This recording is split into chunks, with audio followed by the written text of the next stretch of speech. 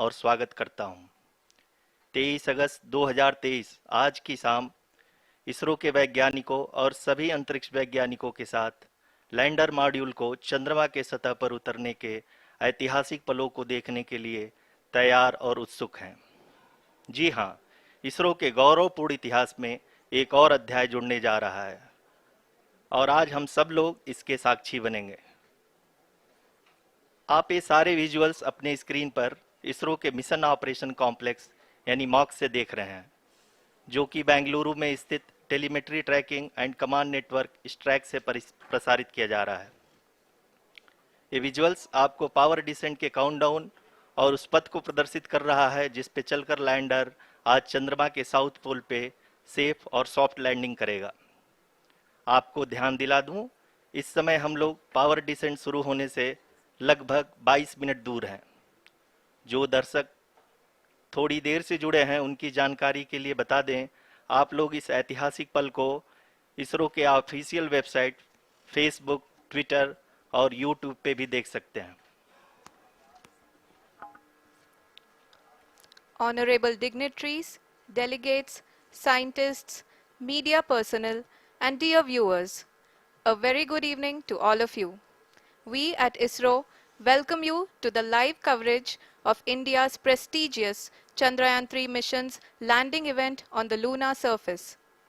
These are the visuals from Mission Operation Complex at ISRO's Telemetry Tracking and Command Network, ISTRAC, situated in Namma, Bengaluru, Karnataka.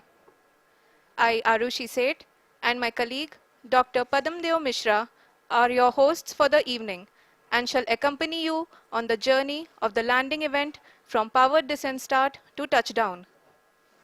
Today, we shall be witnessing the final phase of the critical and most technologically challenging mission operations of Chandrayaan-3, wherein the lander module will be making a safe and soft landing on the surface of the moon. These display screens show the countdown to the power descent start as well as the path that will be followed by the lander module. We are 18 minutes away from the commencement of power descent.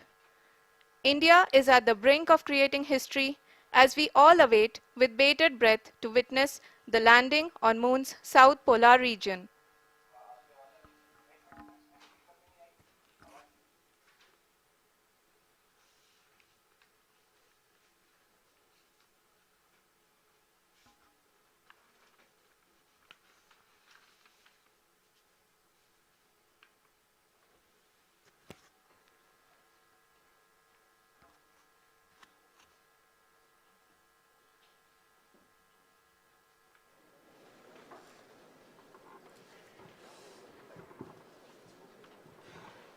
ISRO का पहला moon mission Chandrayaan one अक्टूबर 2008 में PSLV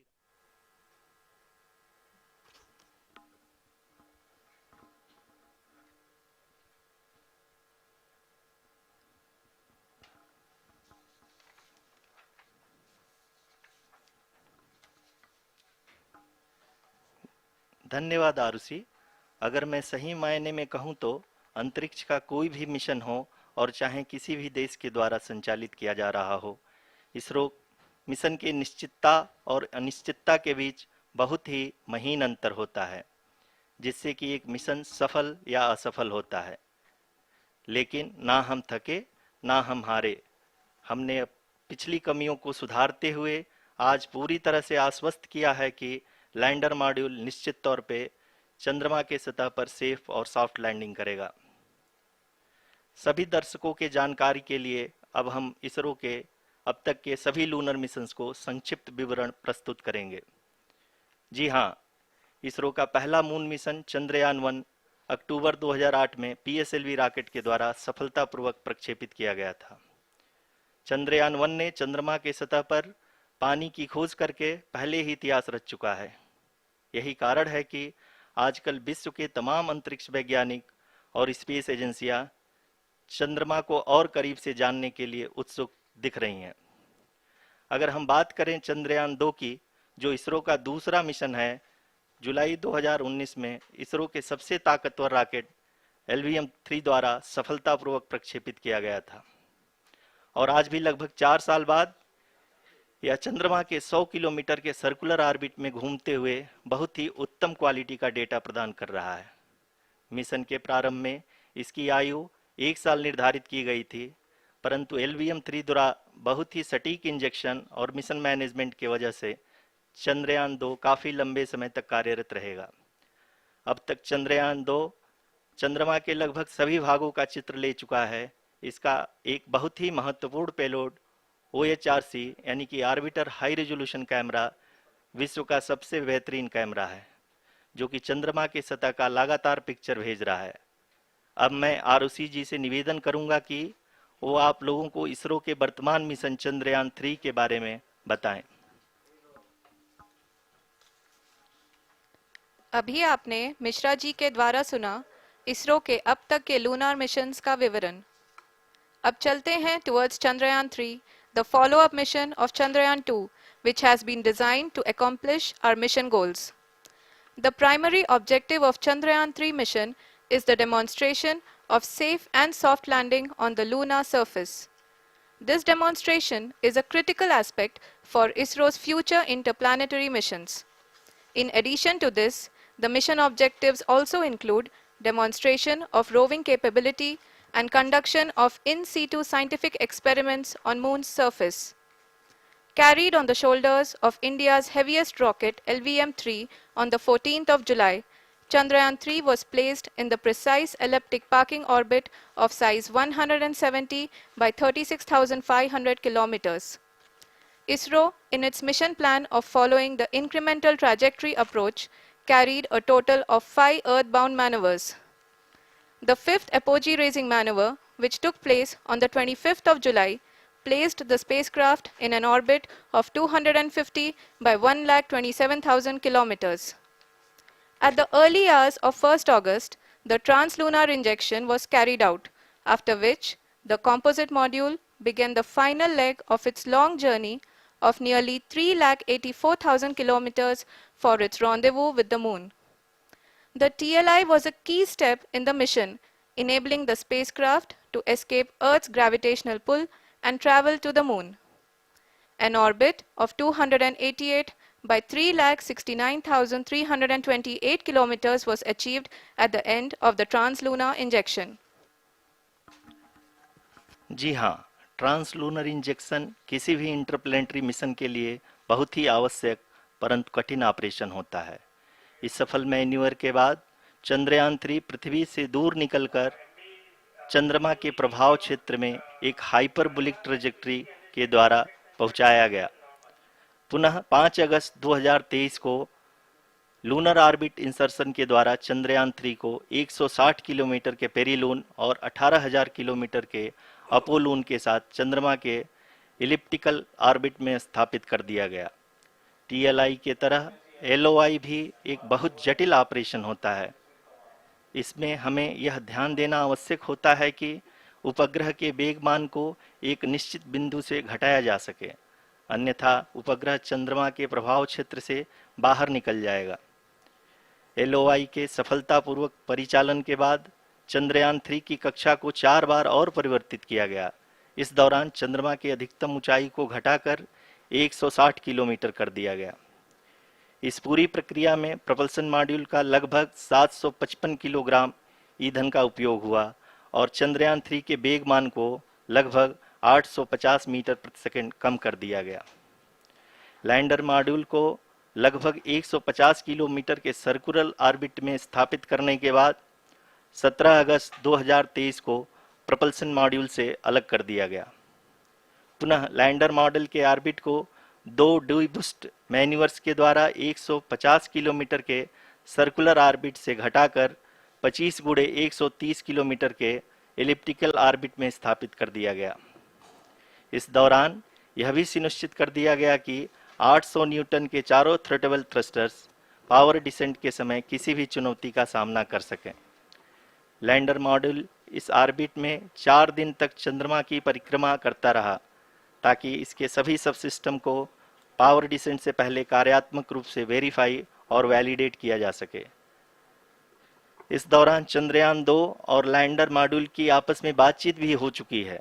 और संक्षेप में अब तक की यात्रा की बात करें तो लैंडर मॉड्यूल अब तक 21 बार पृथ्वी के और लगभग 120 बार चंद्रमा का चक्कर लगा चुका है और इस पूरी यात्रा में लगभग 55 लाख किलोमीटर की यात्रा भी पूरी कर चुका है।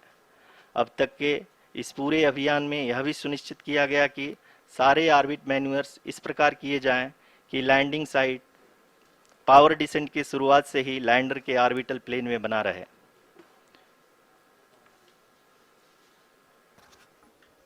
Make it further That is true complicated. indeed. We have arrived at the crucial juncture wherein the orbit plane contains the desired landing site at the start of powered descent. We are also happy to announce that live images from the Chandrayaan-3 lander imager camera is being received continuously. The demonstration of soft landing on the moon's surface is no ordinary feat due to the innumerable challenges and complexities involved. The lander velocity has to be killed from nearly 6,048 kilometers per hour without any aid from the thin and tenuous moon's atmosphere. The lunar dust at the time of landing and the craters and boulders scattered over the moon's surface make it further complicated to achieve this. The new and improved Chandrayaan-3 design has been built after envisaging all the scenarios which the lander module can encounter. With several software improvements, provision for full-level redundancies, a plethora of special tests, namely the integrated hot test, integrated cold test, and lander leg drop tests were carried out for the lander module. The success of these tests has provided great confidence in the performance of all the onboard sensors, propulsion system, and associated guidance, control, and navigation algorithms. The key findings during the tests have enabled to improve the overall system performance. The largely unexplored south pole of the moon has been chosen as the intended landing site since there is a possibility of finding ice and other minerals which would be vital resources for future explorers. Apart from continuing investigations pioneered by Chandrayaan-1 and Chandrayaan-2, the Chandrayaan-3 mission will also provide invaluable data to the science community around the world. Let us give our viewers a glimpse on the configuration of Chandrayaan-3 mission.